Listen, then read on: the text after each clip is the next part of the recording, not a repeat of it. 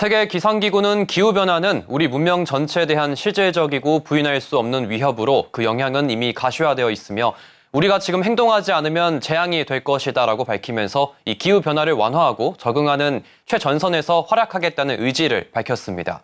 이 시간에는 기후변화의 완화와 적응에 대해 알아보도록 하겠습니다. 오늘도 반기성 K웨더 센터장 나왔습니다. 안녕하십니까? 네, 안녕하세요. 네. 먼저 기후변화의 완화에 어떤 것들이 있을까요?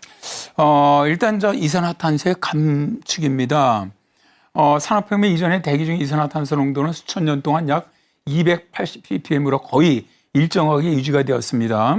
그러나 산업혁명 이후 엄청난 화석연료를 사용을 하고 있고 그리고 산림벌채 및 토지 이용의 변화로 인해서 2023년에 420ppm을 넘어서면서 무려 50%가 증가를 했죠.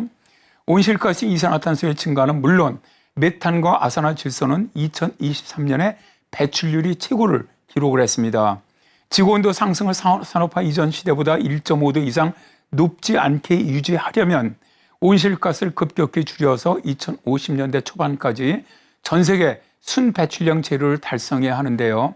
그러나 현재의 완화 정책으로는 산업화 이전 수준에 비해서 금세기 말까지 지구온난화가 약 2.8도 증가할 것으로 예상이 됩니다. 따라서 세계 기상기구는 이산화탄소 등 온실가스를 줄이기 위한 노력을 해야 한다고 말하고 있지요. 그리고 두 번째가 청정에너지인데요. 에너지 부분이 전 세계 온실가스 배출량의 약 4분의 3을 차지한다는 점을 감안을 할 때 2050년까지 넷제로를 달성하기 위해서는 신속한 탈탄소화가 필수적입니다. 재생가능 전력의 전 세계 총 설치 용량과 전력망에서 차지하는 비중은 지난 20년 동안 증가를 하면서 전 세계 전력 생산의 30%를 달성을 했고요. 2023년에만 전년 대비 약 50% 재생에너지를 늘렸습니다. 이 성장률은 지난 20년 동안 가장 빨랐지만 우리는 좀 더 빨리 움직여야 한다고 세계기상기구는 말합니다. 청정에너지 부분의 성공적인 사례로는 에티오피아가 있는데요.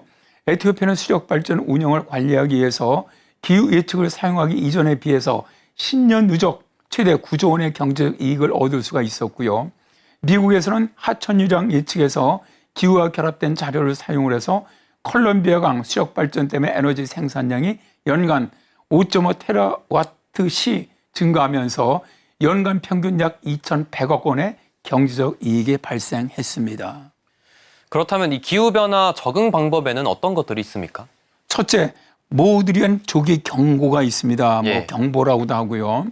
조기 경보 시스템은 사회가 위험한 날씨나 물 및 기후 사건에 적응하는 데 도움이 되는 중요한 도구가 됩니다. 비용 효율적이고요. 생명을 구할 수 있고요. 경제의 손실을 줄이면서 거의 10배의 경제적인 이익을 가져다 주는데요. 1970년에서 2021년 사이에 기후재난을 인해서 200만 명 이상의 사망자와 함께 약 6천조 원의 경제적인 손실이 발생을 했는데요. 그런데 조기 경보로 인해서 사망자가 급격히 줄어들고 있지요. 1970년에서 1979년 사이에 기후재난 사망자가 55만 명 이상이었지만 2010년에서 2019년 사이에는 18만 5천 명 미만으로 거의 3분의 1 정도로 줄어들었습니다.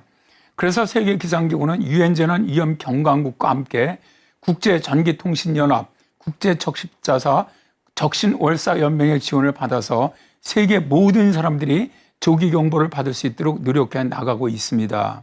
그리고 두 번째는 농업 및 식량 안보인데요. 2022년까지 전 세계 인구의 9.2%에 해당하는 약 7억 3,500만 명이 만성기아 상태에 빠져 있고요. 이것은 2019년에 비해서 크게 증가한 수치입니다. 농작물이라든가 축산이라든가 어업을 포함한 농업은 기후변화에 가장 취약한 부분이죠.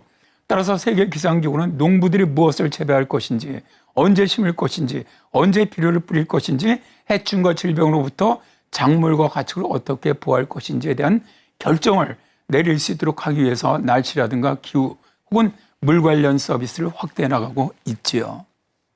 네, 이 조기 경보를 통해 인명피해를 좀 줄이고 또 농업 및 식량 안보를 통해서 기아 인구를 줄이려는 것 같은데 그렇다면 이 기후 적응의 또 다른 방법들이 어떤 것들이 있습니까? 일단 건강이라든가 웰빙 같은 게 있습니다. 어떻게 보면 이런 극심한 더위 같은 경우는 모든 극단적인 기상 위험 요소 중에 가장 큰 사망을 지금 초래하고 있죠. 또 취약한 인구가 가장 큰 위험에 처해 있습니다. 2000년부터 2019년까지 전 세계적으로 연간 열 관련 사망자는 약 49만 명으로 추산이 되는데요. 그럼에도 전 세계 국가의 절반에서만 폭염 경보가 발령되고 있지요. 또 열악한 공기질과 식량 및 물 불안정은 심각한데요. 대기 오염은 건강에 대한 주요 도시 위협이게 되고 있고요. 매년 거의 700만 명의 조기 사망과 관련이 있습니다. 기후 조건의 변화는 또한 기후에 민감한 많은 전염성 매개체, 식품 및 수인성 질병의 전염을 악화시킵니다. 예를 들어서 댕기열은 세계에서 가장 빠르게 퍼지는 매개체 매개 질병이고요. 말라리아 전염 기간은 세계 일부 지역에서 거의 증가를 하고 있죠. 따라서 세계 기상기구는 세계보건기구와 협력을 해서 기후변화라든가 극단적인 날씨 및 기타 환경 위험으로부터 인류의 건강을 더 잘 보호하기 위한 노력을 해야 한다라고 말하고 있고요. 다음으로 이제 수자원 관리입니다. 물은 생존에 아주 필수적이지만 공급이 과도하거나 부족하면 생명이라든가 사회 및 경제가 위협받을 수 있습니다. 기후변화의 결과로 인해서 수문순환이 균형을 지금 잃고 있고요. 가뭄과 홍수는 점점 더 빈번해지고 극단적으로 변하고 있고요. 생명과 경제에 큰 피해를 입히고 있지요. 현재 36억 명의 사람들이 매년 최소 한 달 이상 물을 공급받지 못하고 있고요. 2050년에는 50억 명 이상으로 증가할 것으로 예상이 됩니다. 따라서 세계기상기구는 수자원에 대한 모니터링, 또 데이터 공유 및 관리, 또 국정 간 협력 및 평가를 개선을 하고 이것을 촉진하기 위한 투자 확대를 지금 해나가고 있고요. 또 물순환에 대한 정확하고 시기적절한 정보를 획득을 하고 전파하기 위한 시스템을 구축 및 유지를 하고요.